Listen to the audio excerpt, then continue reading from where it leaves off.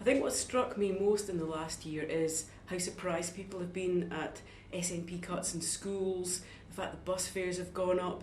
the fact that the land of milk and honey hasn't arrived. I think last year people were looking for something different, and I know when I won my seat it was on issues such as housing, making sure we got more investment for affordable housing, keeping going an investment in the NHS, particularly with the schools programme, and I think people have been quite genuinely shocked that we've suddenly moved into a period of cuts after 8 years of really big investment in public services. So the way I see my job as a local MSP for the Labour Party is to try and protect people from cuts, whether it's in home care services or whether it's in bus services being reduced or whether it's in cuts to the supporting people budget, which really hits people who are vulnerable very, very hard.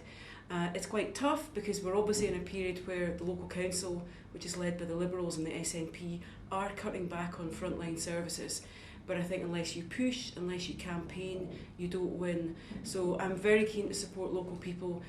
who've got problems that we need to fix. Sometimes it's about money, sometimes it's about putting political pressure on, and we have had success. Money for the King's Theatre, we managed to keep the Gorgie City Farm open, but there have been losses, and I think locally people are still reeling from the loss of the Gorgie Partnership, which means that there'll be less training. The loss of the local newspaper, the Gorgie Darai Gazette, means people are not now informed about some of the local charity work or what's happening in their area. So it has been a time of great change, and I hope that over the next few months we'll make sure there are no cuts to schools in my area, and I'm particularly keen to keep an eye on nursery schools.